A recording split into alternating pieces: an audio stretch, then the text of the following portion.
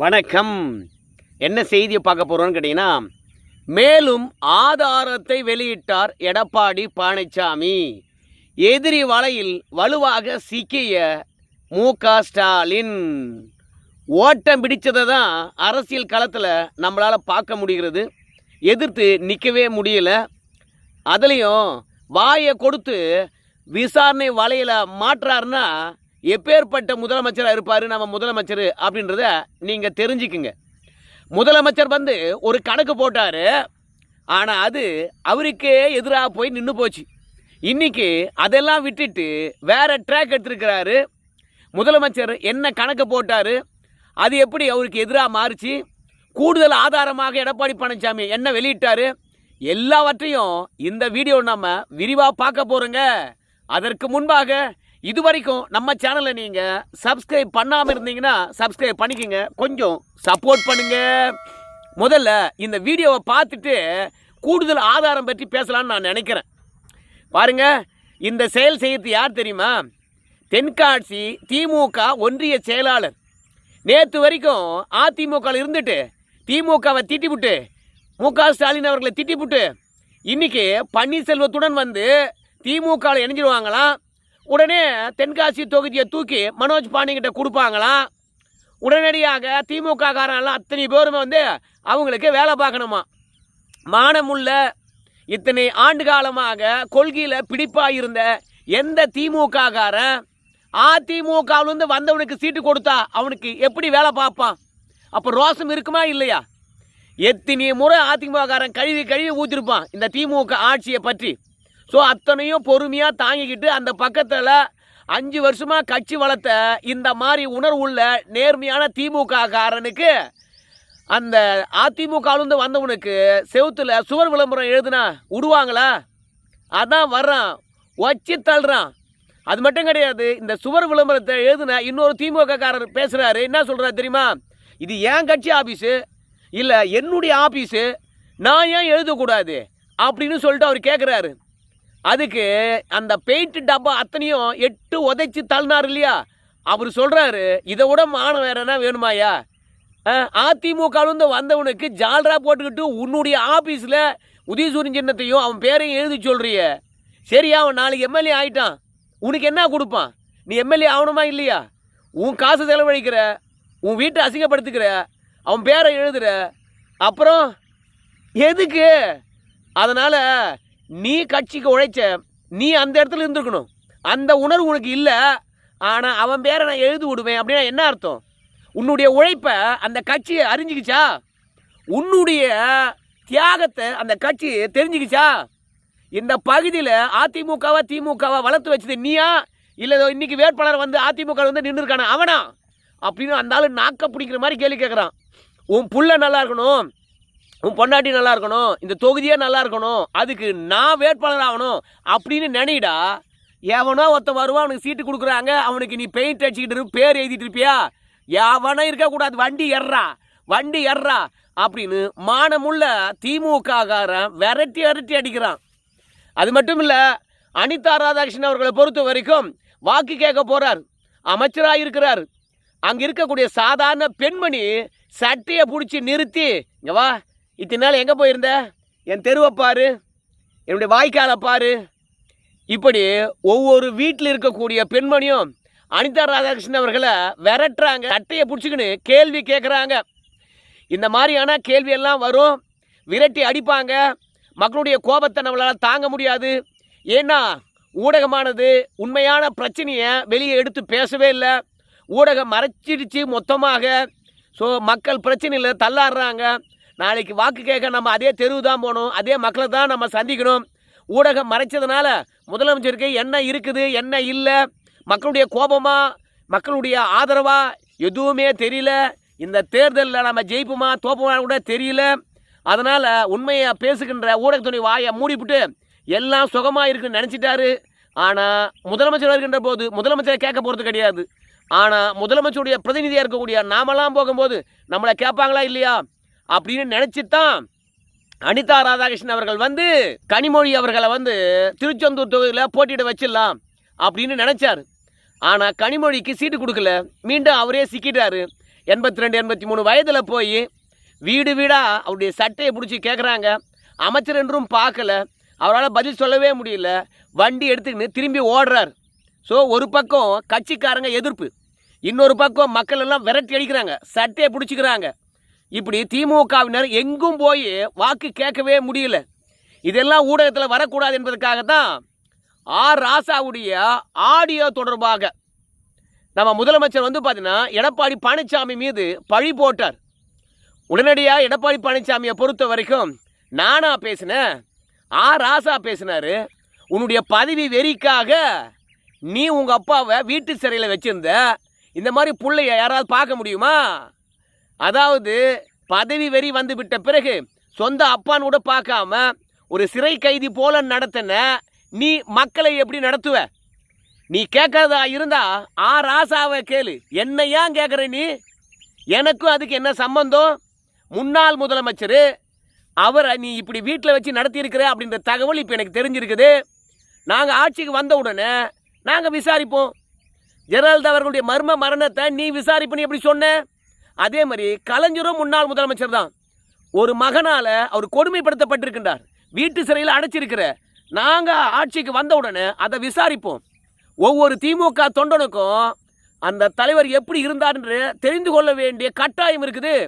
அதை ஒரு ஆட்சியாளனாக நாங்கள் வந்தால் செய்வோம் அப்படின்னு வந்து எடப்பாடி பழனிசாமி சொன்னார்.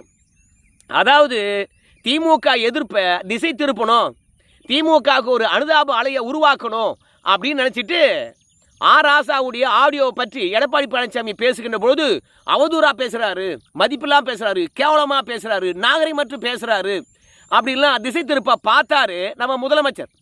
உடனடியாக எடப்பாடி பழனிசாமி பொறுத்த வரைக்கும் கூடுதல் ஆதாரமாக, ஏப்பா நான் பேசுனேன்னு சொல்லியே, ஆர் ராசா பேசினார்ல அவரை கேட்கணும். அவரை கேட்டீங்கன்னா அவர்கிட்ட ஏற்கனவே ஒரு விஷயம் இருக்குதான், அதை எடுத்து வெளியே விட்டுருவாராம். அப்படி வெளியே விட்டார்னா நீ இருக்கின்ற இடமே வேற.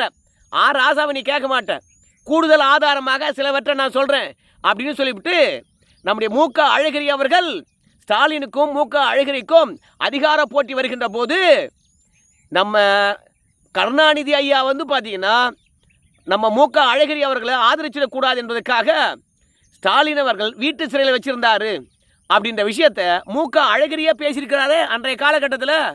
அன்னைக்கு மு.க. அழகிரி பேசுகின்ற போது திமுக கூடாரம் என்ன பண்ணிச்சு? சொந்த அப்பனையே வந்து வீட்டு சிறையில் வச்சிருக்காருன்னு சொல்லிவிட்டு மூத்த மகன் பேசுகின்ற போது இந்த வாடகை வாய்கள்லாம் என்ன பண்ணிச்சு? எடப்பாடி பழனிசாமி கேட்குறாரு. வைகோ வந்து பார்த்தீங்கன்னா அவருக்கு நாயனும் நல்லா வாசிக்க தெரியும், அவங்களுக்கு குலத்தொழில் ஒன்று இருக்குது, அதை போய் செய்ய சொல்லு. ரெண்டாவது, இந்த தொழில் செஞ்சால் பணம் நிறைய வரும், அந்த தொழிலை போய் செய்ய சொல்லு அப்படின்னு சொல்லிவிட்டு எப்படியெல்லாம் விமர்சிக்க கூடாதோ அப்படியெல்லாம் கலைஞர் விமர்சித்தாரு நம்ம வைகோ. அன்றைக்கெலாம் இன்றைக்கி இருக்கக்கூடிய கூட்டணி கட்சிகளும் இன்றைக்கி இருக்கக்கூடிய ஸ்டாலினும் இல்லை கட்சிக்காரங்களும் கனிமொழியும் பிரேமலதா விஜயகாந்துங்களும் எங்கே போனாங்கோ? கலைஞர் அவமதியாதையாக பேசினா மக்களே வரட்டுவாங்களாம். நான் அடிக்கடி சொல்கிறது ஒன்றே ஒன்று தான், திமுகவை திட்டினா மக்கள் ஓட்டு போடுவாங்க, எம்ஜிஆரும் ஜெயலலிதாவையும் புகழ்ந்தா மக்கள் ஓட்டு போடுவாங்க. அந்த அளவுக்கு கலைஞர் வந்து பார்த்தீங்கன்னா சிறப்பான ஆட்சி தந்திருக்காருன்னு நம்ம நினச்சிக்கலாம், அவ்வளவுதான். அதனால் மு.க. அழகிரி வந்து வீட்டு சிறையில் வைத்திருந்தார் எம்.கே. ஸ்டாலின் என்னுடைய தந்தையார அப்படின்னு சொல்லும் போதெல்லாம் நீங்கள் யாரும் கேட்கல. இன்னைக்கு ஆர் ராசா பேசுனதை நான் எடுத்து சொன்னால் என் மீது கோபத்துக்கு வரீங்க, என்கிட்ட கோபத்துக்கு வராதிங்க. நீங்கள் உண்மையான நேர்மையான ஆளாக இருந்தால் நீங்கள் ஆர் ராசாயை கேளுங்கய்யா அப்படின்னு சொல்லிட்டு ஒட்டுமொத்தமாக பிளேட்டை திருப்பி போட்டார். இப்போது முதலமைச்சரை பொறுத்த வரைக்கும் கடைசியாக சிவகங்கையில் பேசினார். கன்னியாகுமரியில் வந்து பார்த்தீங்கன்னா இந்த ஆர் ராசா பேசின ஆடியோவை எடப்பாடி பழனிசாமி தரக்குறைவாக பேசிட்டான்னு சொல்லிவிட்டு ஒரு அனுதாபலையை உருவாக்கலான்னு நினச்சாரு. ஆனால் அது திமுகவுக்கு எதிராகவே மாறிப்போச்சு. திமுக தொண்டர்களே வந்து பார்த்தீங்கன்னா முதலமைச்சர் ஸ்டாலின் பேசுகிறது உண்மை கிடையாது, ஆர் ராசா ஆடியோ தான் வந்து பார்த்தீங்கன்னா கலைஞரை வீட்டு சிறையில் நம்ம ஸ்டாலின் வச்சிருந்ததை சொல்லுது. அதனால் எடப்பாடி வந்து பார்த்தீங்கன்னா அந்த செய்தியை நம்மக்கிட்ட கொண்டு வந்து சேர்க்குறாரு. அவர் ஒன்றும் கலைஞரை இழிவுபடுத்தலை. அதனால் பதவி ஆசைக்காக, பதவி வெறி காரணமாக அரசியலர் தன்னை வளர்த்தவர், அடையாளம் காட்டினவர், சட்டமன்ற உறுப்பினர் ஆக்கினவர், அமைச்சராக்கினவர், மேயர் ஆக்கினவர், துணை முதலமைச்சர் ஆக்கினவர், செயல் தலைவர் ஆக்கினவர், கடைசியில் இறந்த பிறகு தலைவராகவே ஆக்கிட்டு போய் சேர்ந்த கலைஞரை வீட்டு சிறையில் வச்சிருந்தாரா அப்படின்னு திமுக காரனே வந்து பார்த்தீங்கன்னா அதிர்ச்சி அடைகிறான். எடப்பாடி மீது சொன்ன பழியானது எடுபடலை. உடனடியாக வந்து பண்ணுறாரு, சிவகங்கையில் அந்த மேட்டரே விட்டார், ஓட்டம் பிடிச்சார், வேற விஷயத்தை கையில் எடுத்துக்கிட்டார். ஏய், இந்த அதிமுக பாஜக கூட்டணி வந்து பார்த்தீங்கன்னா தமிழ்நாட்டுடைய உரிமையை பறிக்க போகுது. ஏப்பா கல்விக்கான நிதி கொடுத்தாங்களா? 3 மொழியை திணிக்கிறாங்கப்பா. தில் இருந்தா, தெரானி இருந்தா, மானம் இருந்தா, ரோசம் இருந்தா எடப்பாடி பழனிசாமிய பாஜக 3வது மொழியாக திணிக்கும்னு சொல்லுது இல்லை. இப்போ சிபிஎஸ்சியில் வந்து 3வது மொழியை திணிச்சிருக்காங்கல்ல. அவருக்கு உண்மையாக தில் இருந்தா தர்மேந்திர பிரதான் இருக்காரு, மத்திய கல்வித்துறை அமைச்சர், அவருக்கு வந்து ஒரு எதிர்ப்பு தெரிவிக்க சொல்லு பார்க்கலாம் அப்படின்னு வந்து ரூட்டையே மாற்றிட்டாரு. அப்புறம் பணம் கொடுக்கல, நல்ல திட்டம் கொடுக்கல, மொழியை திணிக்கிறாங்க, கலாச்சாரத்தை அழிக்க பார்க்குறாங்க, ஆர்எஸ்எஸ் சித்தாந்தம், சிறுபான்மை சரியாக வாழ முடியாது. அதோட எடப்பாடி பழனிசாமி ரிமோட் கண்ட்ரோல் தான். எங்கே இருக்கும் அந்த ரிமோட் கண்ட்ரோல் கேட்டால் மோடி கையில் இருக்கும், அங்கேருந்து ஆட்டுவாங்க, இங்கே ஆட்டி படைப்பாங்க, அடிமையாக ஒரு ஆட்சி வேணுமா அப்படின்னு பேச ஆரம்பிச்சிட்டாரு. அப்போது எடப்பாடி பழனிசாமி கலைஞரை அவமதித்து பேசினார்னு வச்சுக்கிங்களேன். நீங்கள் என்ன பண்ணணும், தொடர்ச்சியாக வந்து பார்த்தீங்கன்னா எடப்பாடி பழனிசாமி மீது குற்றச்சாட்டு வச்சுக்கிட்டே இருக்கணும். ஆனால் கலைஞரை அவமதித்து பேசினார் என்பதற்கான ஆதாரம் முதலமைச்சரால் காட்ட முடியல, அது மக்கள் மத்தியிலும் எடுபடலை. ஆனால் இன்றைக்கி எடப்பாடி பழனிசாமி பெண்களுக்கு நடக்கின்ற வன்புணர்வுகள், போதைப்பொருள் நடமாட்டம், சிறு குழந்தைகளுக்கு பாதுகாப்பு இல்லாதது, பாலியல் வன்புணர்வுகள், அது மட்டும் இல்லை தரமற்ற பேருந்துகள், சாலைகள், கழிப்பிடங்கள், அதோட ஊழல்கள், அது மட்டும் கிடையாது, சென்னையும் ரெடி ஆகலை. சென்னைக்கான நிதி ஒதுக்கி மழை வெள்ளம் வருகின்ற போது கூட்டணி பேசுறதுக்காக டெல்லிக்கு போனார். ஒரு கட்சி தலைவர் என்றால் எப்படி இருக்கணுமோ அப்படி இல்லாத ஒரு தருணம் நம்ம முதலமைச்சர்கிட்ட இருந்தது. ஏன்னா எடப்பாடி பழனிசாமியுடைய ஆளுமையை காலி பண்ணுற மாதிரி முதலமைச்சர் பேசினார். எடப்பாடி பழனிசாமி என்ன சொல்கிறாருன்னு கேட்டிங்கன்னா, ஏப்பா நம்ம கரும்பு தோட்டத்தில் காங்கிரீட் சாலை போட்டு அங்கே போய் பார்வையிட்ட முதலமைச்சரை நீங்கள் பார்த்துருக்கீங்களா அப்படின்னு பேச ஆரம்பிச்சுட்டாரு. அது மட்டும் இல்லை, பதனி குடிக்கிறாரு, இதில் சர்க்கரை போட்டிருக்கீங்களா அப்படின்னு கேட்குறாருப்பா. இப்படி ஒரு மங்கினி முதலமைச்சர் தான் இங்கே இருக்கிறாருப்பா அப்படின்னு சொல்கிறாரு. அது மட்டும் கிடையாது, தென்பண்ணை ஆற்றின் குறுக்கே கட்டப்பட்ட பாலம் உடஞ்சிட்டு போனதில்லை, அதை பற்றியெல்லாம் பேசுகிறாரு. ஸோ லாஜிக்காக மக்கள் எதை சொன்னால் நம்புவாங்களோ அதை யதார்த்தமாக பேசுகிற எடப்பாடி பழனிசாமி இதெல்லாம் மக்கள் மத்தியில் போய் சேருது. இதெல்லாம் எப்படி திசை திருப்ப முடியும் அப்படின்னு பார்த்தவருக்கு கலைஞர் பற்றியான விஷயத்தை கையில் எடுத்துக்கிட்டாரு. ஆனால் மக்கள் நம்புற மாதிரி தெரியல. உடனடியாக அந்தர் பெல்ட் அடிச்சுட்டு ஓடிட்டாரு. இப்போது தமிழ்நாட்டு மக்கள் மத்தியில் பதவி சுகத்துக்காக சொந்த அப்பாவை என்ன மாதிரி வீட்டு சிறையில் வச்சிருக்கிறாரு. ஸோ இவர் மக்களுக்கு நல்லது பண்ணுறவரா அப்படின்ற கேள்வி மட்டும் கேட்காம நம்முடைய தொல் திருமாவளவன் அவர்கள் தேர்தலில் போட்டி இல்லை, அது பற்றி ஒரு பெரிய வீடியோவாக பேசுவோம். அவருக்கு தந்த அழுத்தம் அது மட்டும் கிடையாது, காங்கிரஸ் கட்சி கூட்டணியில் இல்லை, 20 நாள் இழுத்தடித்தது, வேலை காட்டியது, கனிமொழிவர்கள் டெல்லிக்கு ஓடினது, அது மட்டும் இல்லை முதலமைச்சரை பொறுத்த வரைக்கும் எந்த வேலையும் செய்யாமல் காங்கிரஸுக்காக காத்திருந்தது, இப்படி காத்து கிடந்து காங்கிரஸ் கூட்டணியை உறுதிப்படுத்தியது.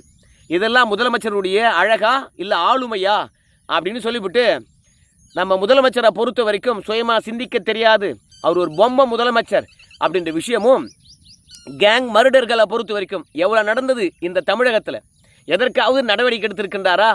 இது ஆட்சி வந்தால் நாளைக்கு தமிழகத்தில் இந்த கேங் மர்டர்கள் நடக்காதா? போதை பொருளில் பார்க்குறவங்களாம் வெட்டி சாச்சாங்களே அந்த மாதிரி படுகொலைகள் நடக்காதா? இன்றைக்கி எங்கோ நடக்கின்ற பாலியல் வன்புணர்வுகள் நம்ம நாட்டுக்கு வராதா? இன்றைக்கி கோயில் பணங்கள் கொள்ளையடிக்கப்படுவதும், கோயில் நகைகள் உருக்கப்படுவதும், கோயில் நிலங்கள் குத்தகை உடுறேன் என்று சொல்லிவிட்டு ஒட்டுமொத்தமாக ஆட்டையை போடுறதும் இந்த ஆட்சியில் தொடர்வது நமக்கு தெரியாதா? அதனால் திமுக ஆட்சியுடைய அவலங்களை எடப்பாடி பழனிசாமி யதார்த்தமாக பேசுகிறார். அது மட்டும் இல்லை, திமுகவில் செய்திருக்கக்கூடிய ஊழல் தொடர்பாக நீதிமன்றம் வரைக்கும் அதிமுக போயும் அதன் மீது நடவடிக்கை எடுக்காமல் குற்றவாளிகளை காப்பாற்றுகின்ற திமுக ஆட்சி வேணுமா அப்படின்னு கேட்குறாரு. இதற்கு தான் அமோக ஆதரவு கிடைக்கிறது. அதனால் நம்ம முதலமைச்சரை பொறுத்த வரைக்கும் எதையோ சொல்லி திசை திருப்ப பார்த்தாரு. கடைசியில் கூடுதல் ஆதாரமாக அழகிரியே பேசியிருக்காரியா, பதவிக்காக அவர் சொந்த அப்பனையை சிறையில் வச்சிருந்தாருன்னு சொல்லிவிட்டு அப்படின்னு சொன்ன பிறகு இனிமேலும் எடப்பாடி பழனிசாமி கலைஞரை அவமதித்து பேசிட்டாருன்னு அந்த பிட்டெல்லாம் ஓட்ட முடியாதுன்னு சொல்லிட்டு விட்டுட்டு அவரே ரிவேஸ் அடிச்சிட்டாரு. ஸோ மொத்தத்தில் வாயை ஏன் கொடுக்கணும், வம்புல ஏன் மாட்டணும்? எடப்பாடி பழனிசாமி தான் தெளிவாக சொல்கிறாரு, இது கணினி யுகம். சமூக வலைதளங்கள் வந்து பார்த்திங்கன்னா ஒட்டுமொத்தமாக திமுகவை குறிவைத்திருக்கின்ற ஒரு நாள். ஏன்னா ஊடகத்தை விலைக்கு வாங்கலாம், ஆனால் சமூக வலைதளங்களை எல்லாத்தையும் விலைக்கு வாங்க முடியாது. அதனால் திமுக மக்களுக்கு என்ன பண்ணிச்சு, திமுக அரசாங்கம் என்ன பண்ணிச்சு, ரெண்டாவது கலைஞர் என்ன பண்ணார், அதோட கலைஞருடைய வாரிசுகளை என்ன பண்ணாங்க, எவ்வளோ கொள்ளடிச்சாங்கன்னு தான் லிஸ்ட் எடுத்து சமூக வலைதளத்தை போடுறாங்களே. அதனால் எடப்பாடி பழனிசாமி மீது முதலமைச்சர் வைத்த குற்றச்சாட்டு எதுவும் எடுபடவே இல்லை, மொத்தம் புஷ்ஷுன்னு போச்சு. ஸோ மொத்தத்தில் எடப்பாடி பழனிசாமி இந்த அரசியல் களத்தில் அதிரடி காட்டுறார், அவருடைய கை ஓங்குகிறது என்பதில் மாற்று கருத்து கிடையாது. திமுக பொறுத்த வரைக்கும் தான் ஒரு நெரேட்டிவை செட் பண்ணாங்கன்னா அது வந்து பின்வாங்கவே மாட்டாங்க. இன்றைக்கி கலைஞர் விஷயத்தில் அப்படியே அந்தர் பெல்ட் அடிச்சிருக்காங்கன்னா எடப்பாடி கையானது ஓங்கி இருக்குது. இப்படியே போட்டு சாத்துனா சரியாக இருக்கும் என்று நான் நினைக்கிறேன். கண்டிப்பாக தோல்வி நிச்சயம் என்று நினைக்கின்றேன். பார்க்கலாம் என்ன நடக்க போகுது. நன்றி.